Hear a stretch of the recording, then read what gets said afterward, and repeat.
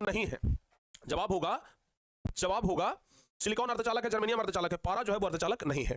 आगे बताइए विद्युत प्रतिरोध का मात्रक ओम होता है, सी नंबर ऑप्शन सही होगा। आगे बताइए विद्युत धारा का मात्रक कौन होता है, तीसरा नंबर, तो बाबू विद्युत धारा का मात्रक एम्पियर होता है, डी ऑप्शन सही होगा। सर आप ऑफलाइन में भी पढ़ाते हैं? हाँ बाबू पढ़ाते हैं, बिल्कुल पढ़ाते हैं, ठीक है ना। चलिए आगे बढ़े, अब अगला नंबर क्वेश्चन की तरफ बढ़ जाए। विद्युत धारा का मात्रक आप लोग देख लिए। आगे बता दीजिए 1, 2 और 3 ओम के 3 प्रतिरोधों को श्रेणी क्रम में जोड़ने पर समतुल्य प्रतिरोध क्या होगा, तो 1, 2 और 3 ओम के कितना प्रतिरोध है, 3 प्रतिरोध, 3, 2, 5, 1, 6 ओम हो जाएगा, यानी कि डी ऑप्शन सही होगा। आगे बताइए विभवांतर का एसआई मात्रक क्या होगा, तो बाबू ध्यान रखिएगा विभवांतर का एसआई मात्रक, विभव और विभवांतर दोनों का एसआई मात्रक वोल्ट ही होता है। चलिए आगे बढ़ते हैं। छठा विभव का, तो विभव का भी क्या हो जाएगा, वोल्ट ही हो जाएगा। यह वाला चैप्टर भी देखिएगा, प्रकाश के बाद अगर सबसे ज्यादा कोई महत्वपूर्ण चैप्टर है तो वह है विद्युत धारा वाला चैप्टर। और चलिए भविष्यवाणी तो हम आज कर देते हैं कि कल दीर्घोत्तरीय प्रश्न जो रहेगा वह प्यारे बच्चों इसी चैप्टर से रहेगा, चांसेस लगभग 70% है, ठीक है ना। कल आप लोगों का कौन कौन सा दीर्घोत्तरीय फिजिक्स में रहेगा, कल सुबह में हम आप लोग को बता देंगे, ठीक है ना। और हर एक चैप्टर में, हर एक सब्जेक्ट में, फिजिक्स केमिस्ट्री बायोलॉजी सब में, ठीक है ना, तो उसके लिए चिंता नहीं करना, दीर्घोत्तरीय टोटल हम आंसर के साथ बता देंगे। चलिए आगे बताइए, कह रहा है कि 100 वाट और 220 वोल्ट के विद्युत बल्ब के तंतु का प्रतिरोध, ये सब न्यूमेरिकल क्वेश्चन है, अभी एकदम दिमाग में छाप लीजिए, बनाने के में समय नहीं गवाना है भाई, ये छाप लीजिए। 100 वाट और 220 वोल्ट है, तंतु का प्रतिरोध आर बराबर पूछ रहा है। आपको पता है प्यारे बच्चों कि ये क्या हो गया, ये हो गया पावर, ये क्या हो गया, बी हो गया, ठीक है ना। आपसे क्या पूछ रहा है, आर पूछ रहा है, तो बताइए 7वां नंबर क्वेश्चन का जवाब क्या हो जाएगा, ध्यान रखिएगा 484 ओम हो जाएगा, ठीक है ना। चलिए आगे बढ़ते हैं। टंगस्टन निम्नलिखित में किस ताप पर पिघलता है, तो टंगस्टन का गलनांक 3400 डिग्री सेल्सियस होता है। आगे विद्युत शक्ति का मात्रक प्यारे बच्चों वाट होता है, डी ऑप्शन हो जाएगा। आगे बताइए प्रतिरोध का एसआई मात्रक, तो ध्यान रखिएगा प्रतिरोध का एसआई मात्रक ओम होता है, डी नंबर ऑप्शन सही होगा। आगे बताइए 12 वोल्ट विभवांतर के दो बिंदुओं के बीच 2 कूलम आवेश को ले जाने में कार्य कितना किया जाएगा। 12 वोल्ट विभवांतर है, दो बिंदुओं के बीच में 2 कूलम आवेश है, मतलब क्यू का मान 2 है, भी का मान 12 है, ठीक है ना। तो कह रहा है कि W बराबर VQ होता है, तो VQ 12 गुने 2 बराबर 24 जूल, प्यारे बच्चों बी नंबर ऑप्शन सही होगा। ऐसे एकदम मौखिक जवाब देना है, ठीक है ना। चलिए आगे बढ़ते हैं। सेल के विद्युत वाहक बल का मात्रक, तो सेल के विद्युत वाहक बल का मात्रक क्या होता है, वोल्ट होता है, बी ऑप्शन हो जाएगा। आगे बताइए 1 मीटर के स्केल पर 0 और 2 एम्पियर के बीच में 20 को बिंदु है, 20 को विभाग है, तो बताइए अल्पमापांक होगा 0.1 एम्पियर। आगे बताइए आवेश का एसआई मात्रक क्या होता है, आवेश का कूलम्ब होता है, बाबू डी ऑप्शन सही होगा।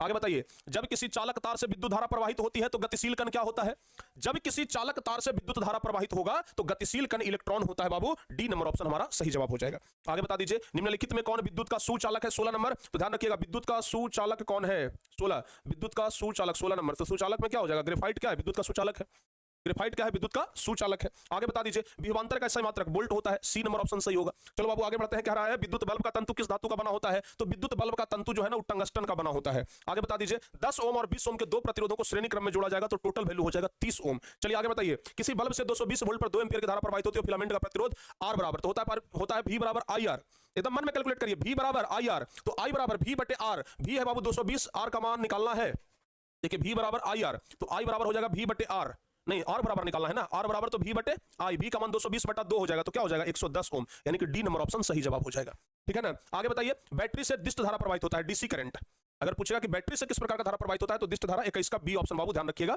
सही हो जाएगा, 21 का हाँ बी ऑप्शन।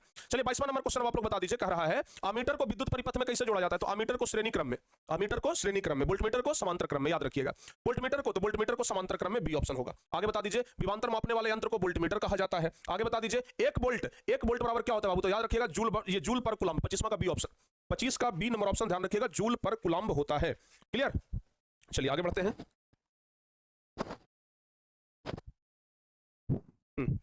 चलो बाबू आगे बढ़ जाते हैं। अगला नंबर क्वेश्चन क्या कह रहा है, कह रहा है कि किलोवाट घंटा किसका मात्रक होता है, तो विद्युत ऊर्जा का, 26 का सी ऑप्शन ध्यान रखिएगा, विद्युत ऊर्जा का मात्रक होता है किलोवाट घंटा, जिसको बोलचाल की भाषा में हम लोग यूनिट भी कहते हैं। आगे बताइए विद्युत हीटर की कुंडली में किसका प्रयोग किया जाता है, तो विद्युत हीटर की कुंडली में नाइक्रोम का प्रयोग किया जाता है, याद रखिएगा विद्युत हीटर की कुंडली में नाइक्रोम का प्रयोग किया जाता है। आगे बताइए निम्न में से कौन सा संबंध सत्य है, तो V बराबर IR, सी ऑप्शन। आगे बताइए निम्न में कौन सा पद विद्युत परिपथ में विद्युत शक्ति को निरूपित नहीं करता है, जवाब होगा I स्क्वायर R, 29 का प्यारे बच्चों ए नंबर ऑप्शन सही होगा। आगे बताइए स्थिर विद्युत में आवेश क्या होता है, तो अगर विद्युत स्थिर है तो आवेश भी विरामावस्था में रहता है। आगे बता दीजिए धारा में आवेश रहता है प्यारे बच्चों 31 नंबर, तो धारा में जो आवेश है ना वो गति की अवस्था में रहता है, 31 का बी ऑप्शन सही हो जाएगा। आगे बताइए ऊर्जा का एसआई मात्रक क्या होता है, 32 नंबर, तो ऊर्जा का एसआई मात्रक जूल होता है, 32 का बी ऑप्शन होगा, ऊर्जा का एसआई मात्रक जूल होता है। आगे बता दीजिए किलोवाट घंटा का व्यवहारिक मात्रक क्या होगा, 33 नंबर, तो किलोवाट घंटा का व्यवहारिक मात्रक यूनिट होता है, 33 का ए ऑप्शन सही हो जाएगा। आगे बताइए 1 जूल का मान क्या होता है, 34 नंबर, तो 1 जूल का मान 0.24 कैलोरी, बी नंबर ऑप्शन सही हो जाएगा। एक लड़के कह रहे हैं सर गाना सुनाइए ना, इतना निश्चिंत हो गए कि आज से गाना सुनने का मन होने लगा।